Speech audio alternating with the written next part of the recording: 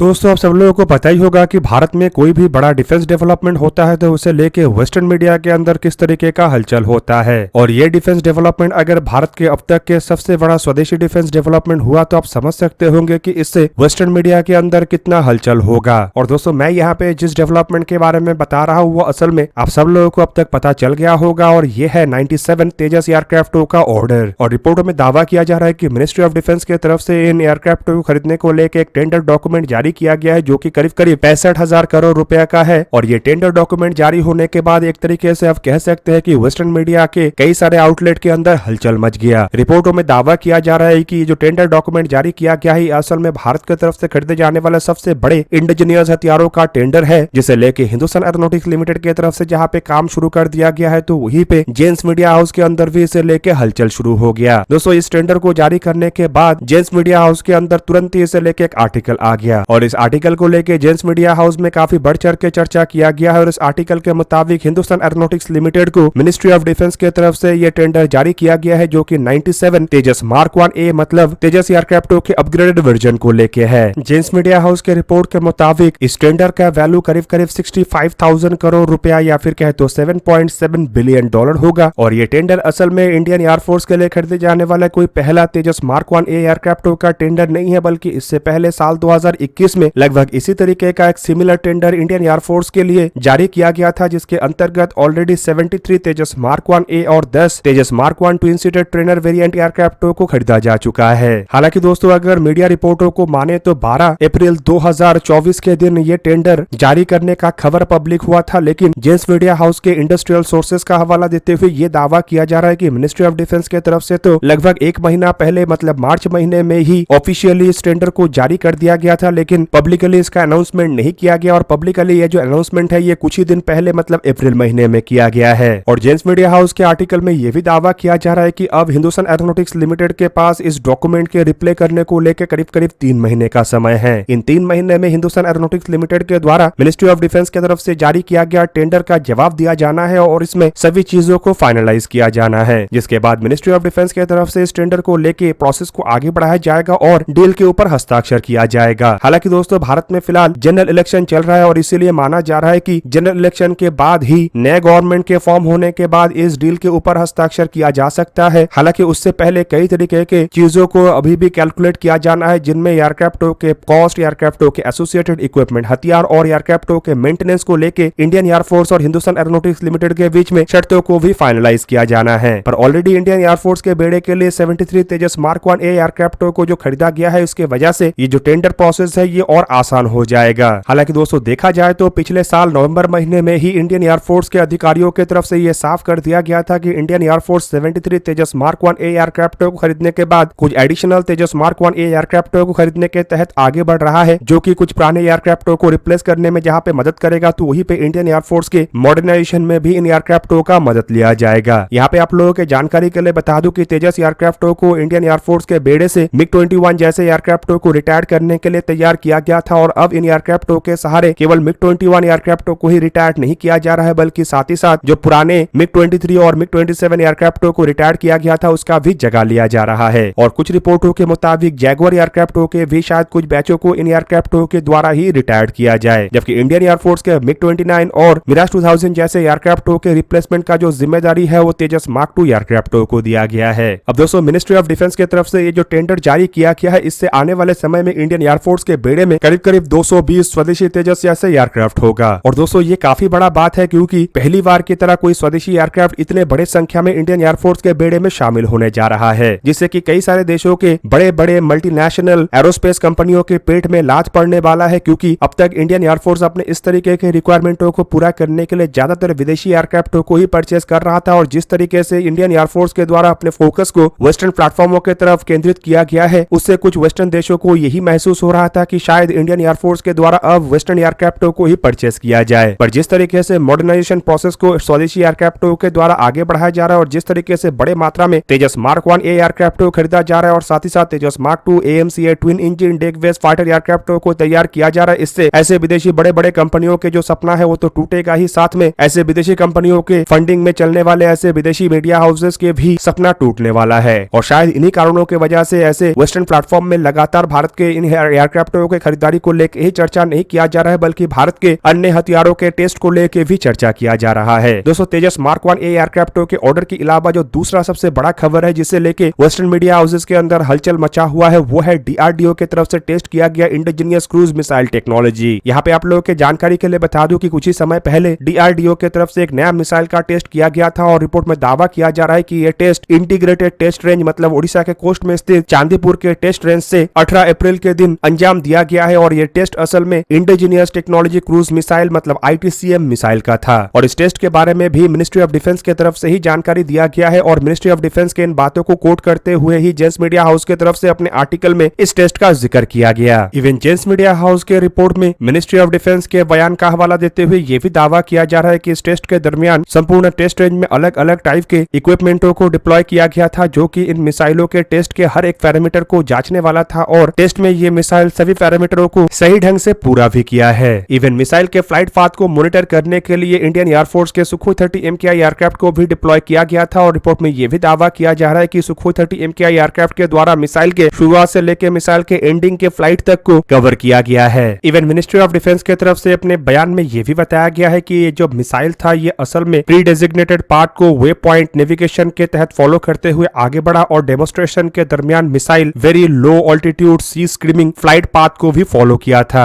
मतलब दोस्तों, एक तरीके से आप कह सकते हैं कि इन मिसाइलों को इस तरीके से बनाया गया और इस तरीके से इसका डेमोस्ट्रेशन किया गया ताकि इन मिसाइलों को डिटेक्ट कर पाना लगभग नामुमकिन हो। और रिपोर्ट में यह भी दावा किया जा रहा है कि जब मिसाइल के टेस्ट को अंजाम दिया गया था असल में तब उन मिसाइलों में स्वदेशी इंजन मतलब डीआरडीओ के तरफ से निर्माण किया हुआ इंडिजिनियस प्रोपल्सन सिस्टम जिसे कि मानिक इंजन कहा जाता है उसका भी उपयोग किया गया था। हालांकि इससे पहले ही आईटीसीएम मिसाइल में मानिक इंजनों का उपयोग करके इंजनों का सफलतापूर्वक परीक्षण को अंजाम देते हुए भारत की तरफ से इंजनों के मामले में अपने आप को आत्मनिर्भर बनाया जा चुका था, लेकिन इस बार फिर से ट्रायल में मानिक इंजनों का उपयोग दर्शाता है कि भारत खुद के क्रूज मिसाइलों के डेवलपमेंट को कितना हद तक इंडिजिनियस कर चुका है। और दोस्तों, ये जो आईटीसीएम मिसाइल या फिर कहे तो इंडिजिनियस टेक्नोलॉजी क्रूज मिसाइल है, इसे बैंगलोर स्थित डीआरडीओ के शाखा एरोनॉटिकल डेवलपमेंट एस्टेब्लिशमेंट के तरफ से भारत के कुछ अन्य इंडस्ट्रियल पार्टनर जैसे कि इंडिया के स्वदेशी कुछ लैबोरेटरीज के साथ मिलकर डेवलप किया गया है। इवन दोस्तों, आईटीसीएम मिसाइल को असल में भारत की तरफ से डेवलप किए जाने वाले क्रूज मिसाइलों के as a technology demonstration version के रूप में देखा जाता है। और आप लोगों को बता दूं कि इन टेक्नोलॉजी डेमोस्ट्रेशन मिसाइलों में बेसिकली मानिक इंजन और स्वदेशी तरीके से डेवलप किया हुआ अपग्रेडेड रेडियो फ्रीक्वेंसी सीकर्स और अन्य सब सिस्टमों का भी टेस्ट किया जा रहा है ताकि आने वाले समय में भारत और भी आधुनिक और सोफिस्टिकेटेड इंडिजिनियस सबसोनिक क्रूज मिसाइलों का डेवलपमेंट कर सके।